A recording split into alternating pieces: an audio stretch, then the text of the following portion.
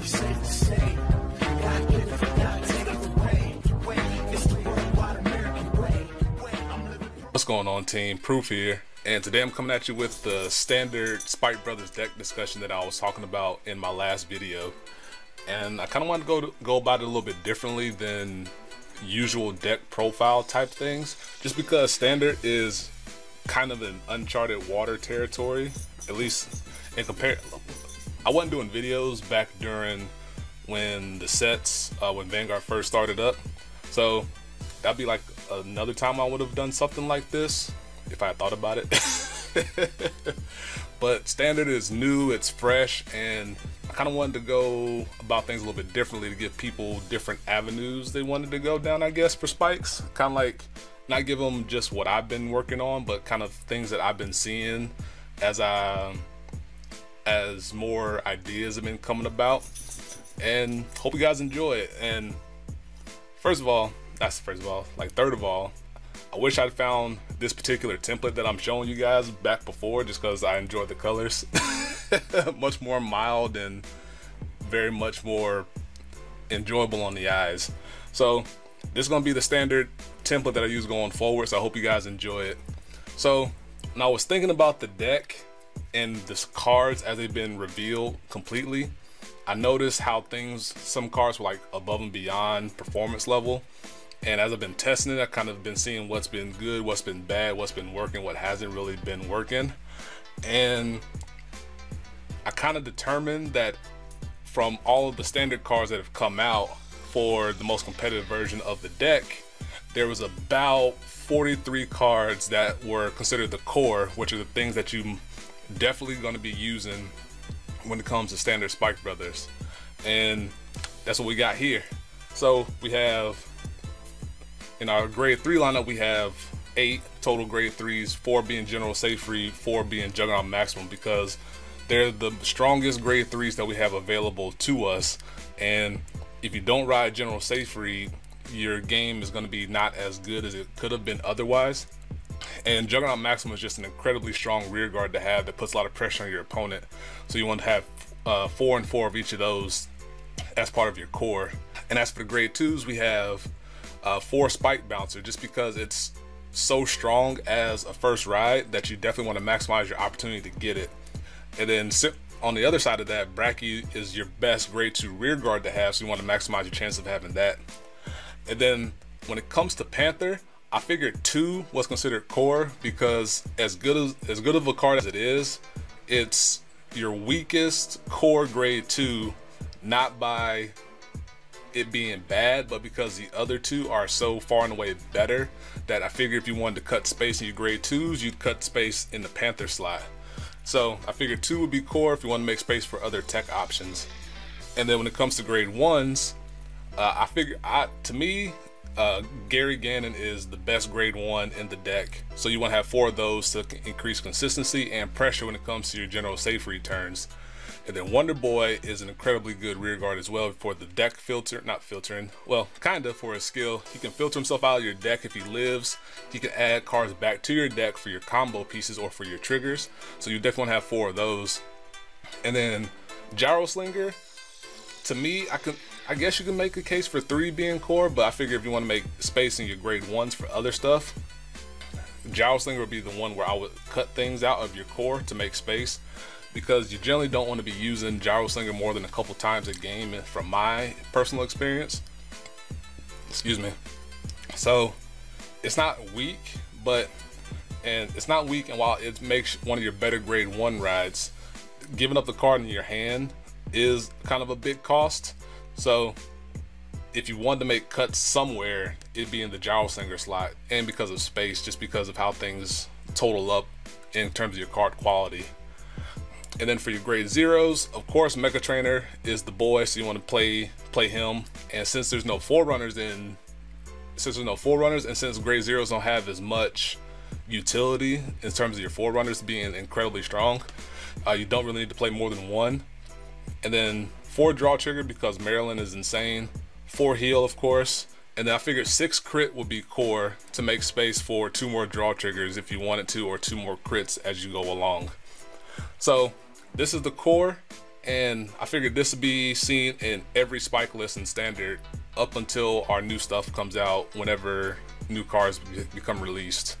And then from here, I thought of 4 variants that you could use or test and see what you want to come up with, just to give you like a baseline roadmap of where you want to go when it comes to testing out Spike Brothers in standard. So the first one I have is what I've been personally testing over the last little while, and in my grade 2s, I added 2 more Panther just because I enjoy what it does as a grade 2, being able to give use for your soul if things start accumulating really fast, and that extra 15,000 could come in handy as a big push option late in the game, just because it's kind of like you give yourself a trigger bonus. And so if you want to throw triggers to one side and then have Panther exist on the other side, you still give good power to your total front row rear guard line. And then for grade 1s, I added 1 more Gyro Slinger, and I put in 2 Funky Bazooka. As testing has come along, my opinion really changed on Funky Bazooka. I wasn't sure if it'd be as useful if there wasn't a lot of battle phase calling to get his total numbers up, but the way he lines up with Excel and Protect clans makes him really, really useful as just a booster you can have that doesn't really go anywhere, because Protect and Excel, as far as I can remember, have no ways of removing your rear guard circles or removing cards from your rear guard circles. So if you land him early against either of those 2 gift clans, he pretty much can just stick, and if they choose to attack the rear guard in front of him, you can place another rear guard down and he gets an additional 5. Excuse me. And with the way numbers scale, putting a Bracky in front of Funky Bazooka makes for a 32k line, which hits perfectly for a magic number on 12k Vanguards that are Force and not Force, but Protect and Excel clans. So I figured 2 would be a good number to test with, just because I wanted to play 4 Panther, so that means 12 grade 2s, and so numbers kind of get a little close. And you can make an argument of cutting out a Panther for another Gyro Slinger or for another Funky Bazooka, but I really enjoy having 12 solid calls that I could get off of either one of your Gyro Slingers or off of Spike Bouncer as well.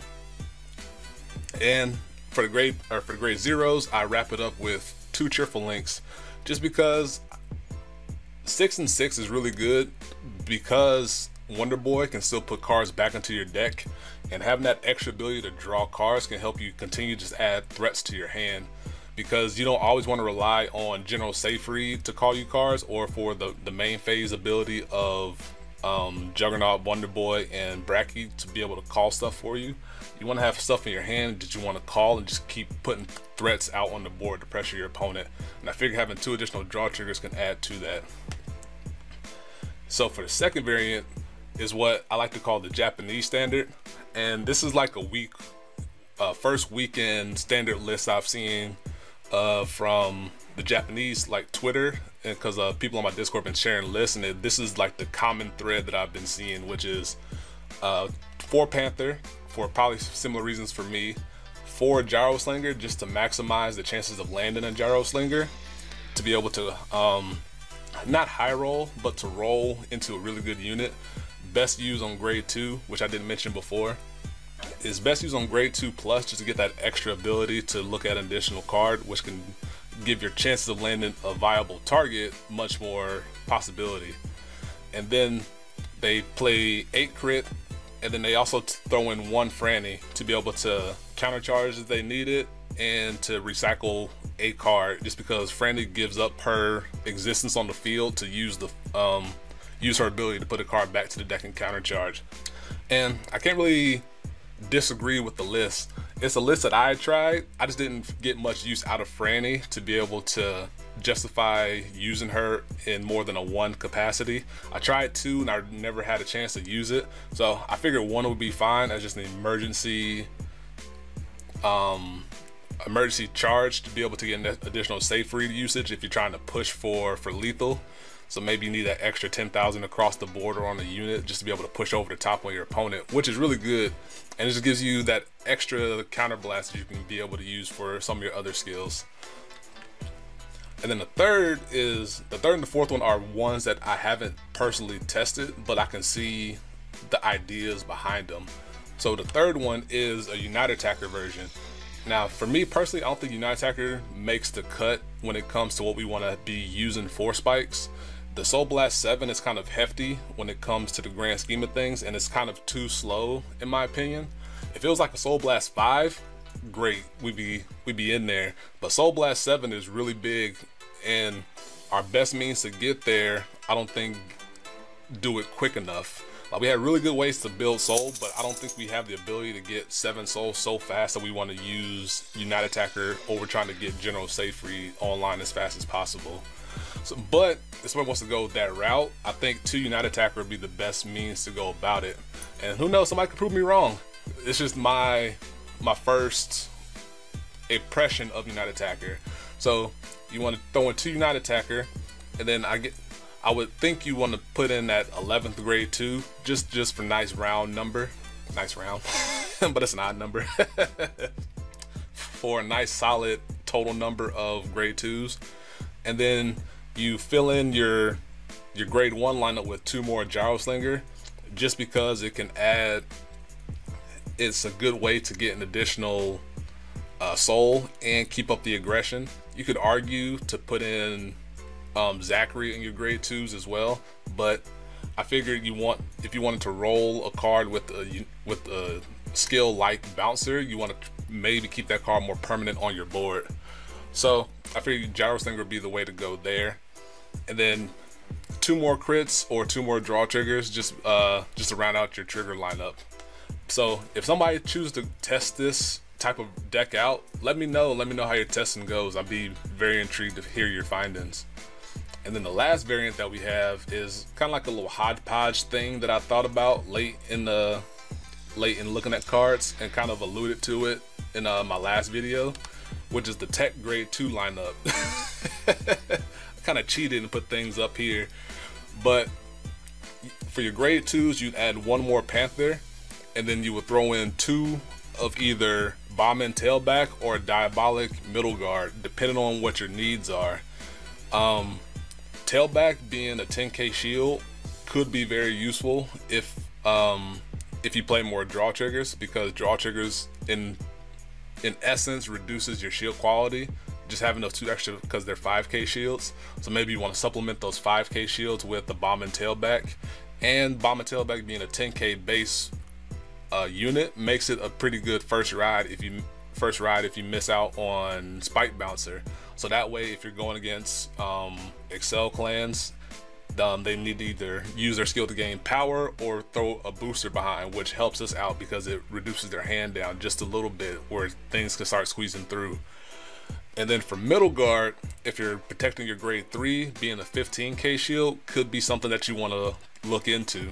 I've seen lists that Tekken 1, but to me personally, if you're gonna add in a tech, I would want to add it in, unless you're talking about Franny, because Franny is kind of low impact, but it has a decent enough upside to you can play 1 and be okay with it.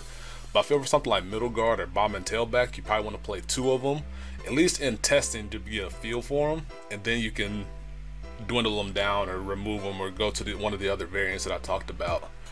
So those are all the different variants that I thought about.